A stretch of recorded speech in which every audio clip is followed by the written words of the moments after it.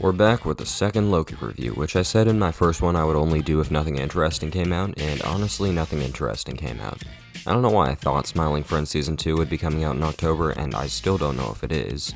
I saw Stop Making Sense in theaters and it was one of the best theater experiences I've ever had, but that movie came out in 1984, so until I get to making video essays and shit like that, it's off the table. So because of all that, I'm back to Marvel. Let's talk about Loki Season 2, Episode 2, with spoilers. This episode opens with a chase scene as Loki and Mobius go looking for the title character Brad. The idea with this character is that he used to be one of their hunters, going under X5, I'll just call him Brad, but he went rogue to go live a life on Earth and became a movie star. But since his job was to find Sylvie, and he was apparently one of their best, they try to find him and interrogate him on where she is. This chase is really fun, and you get some pretty great shots until it ends with Loki pulling a little magic trick on Brad. This part was one of my favorites in the whole episode, because not only is it fairly believable that this Loki would rebound to his villainous tendencies, his redemption arc was literally just seeing a shitty future that won't even happen to him anymore, it's also sick to see him use his powers. No joke, I kinda forgot Loki had these powers, as he barely uses them besides some fucking green explosion once in a while. The creative shadow magic is still awesome after all this time. So once they bring Brad in, they start to do the actual interrogation, but they find that he's basically a huge piece of shit. And the episode actually does a really good job of making you hate him. He's just an asshole. He goes at Loki's mom, he puts the idea of a human life in Mobius' head, and he refuses to tell them where Sylvie is. My only problem is that he doesn't do it with much uniqueness. Most of the stuff that comes out of Brad's mouth in this episode doesn't feel very full of personality because he just seems very similar to any villain that likes to taunt the good guy and be a dick. I know he's probably a one-episode character, but one of my biggest problems with Marvel is them creating the same characters over and over, and when Brad says something like, "There's the Loki I was waiting for," I just kinda sigh because it's really basic. After that, we get a scene shown in one of the trailers where Mobius and Loki talk over some pie, and I do like this one. In the last scene, Mobius smacked the hell out of Brad, and here he justifies it pretty well. He just tells Loki that he doesn't like to think about his human life because, as any viewer of the show could have guessed, he likes his job. Mobius seems like a guy who is just enjoying his time at the TVA until suddenly, whoops, your gods are robots and you've been kidnapped your whole life. It's almost like being in the Truman Show. If your whole life is fake, it would still be hard to leave it, especially if you were having fun. This scene made me like the idea of the TVA employees having lives in the real world a lot more. But now it's time to get back to Brad, and Mobius has an idea I honestly saw coming a mile away, which is for Loki to use his God of Mischief powers against this loser.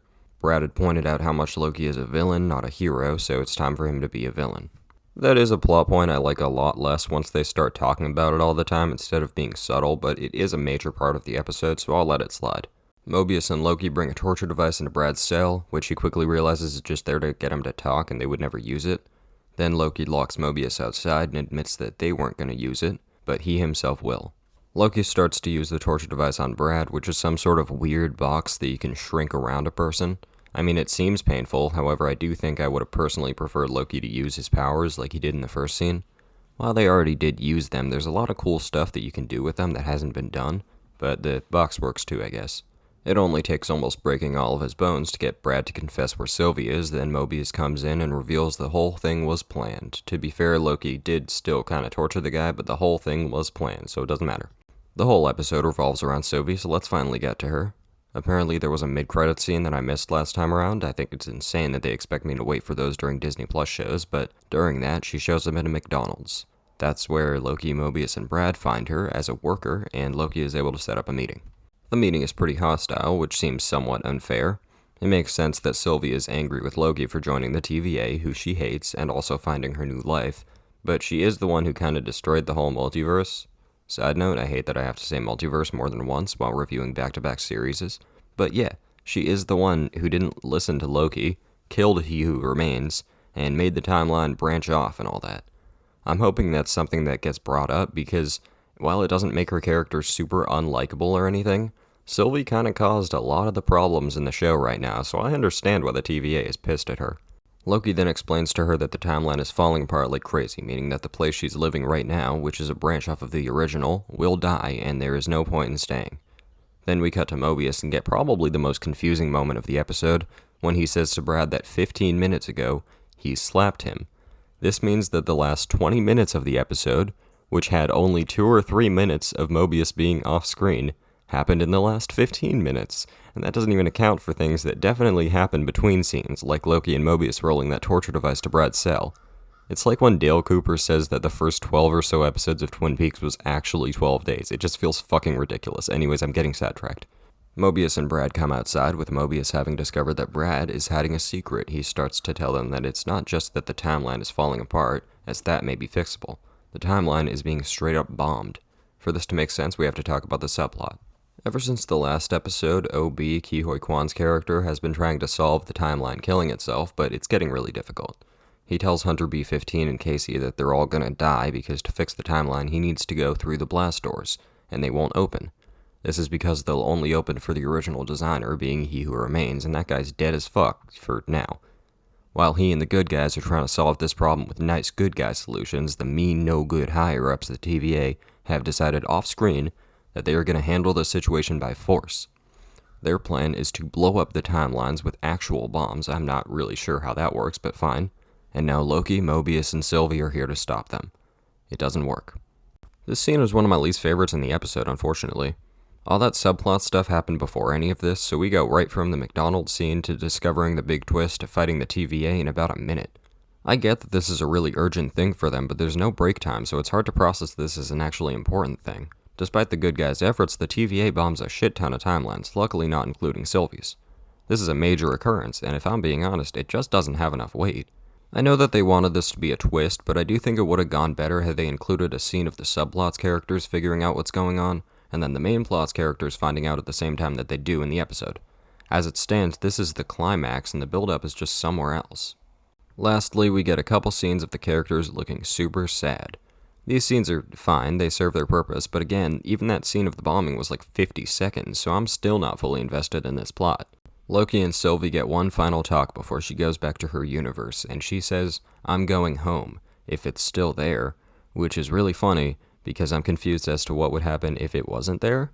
Would she just float in space until she died? Would she awkwardly get spit back out of the portal in the exact same place? I don't know.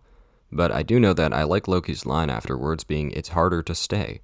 The Loki-Loki romance is something I don't really feel like I need to bring up because it's not that creepy. It's just kind of funny and really fitting for his character, but that last line did sell me a bit on these two together in an actual real way. To end things off, we get one last scene of Sylvie at McDonald's, as it's revealed she has, as Wikipedia says, the tempad of He Who Remains. I couldn't see what the fuck that thing was, and I personally don't know what significance it'll have, but it seems important, so that's cool, I guess. Cue the end of the episode, and there's not a credit scene. I checked this time. This episode is solid. It's not as good as the first one, but I don't mind it. I still enjoyed myself. The plot is far messier than Ouroboros because that episode essentially focused on one single problem, while this episode tries to tackle about 3 plots at the same time, yet it actually only cares about Sylvie. It also did awaken some common issues I have with Marvel, like the repeating characters or the lack of subtlety, but most of those aren't big problems.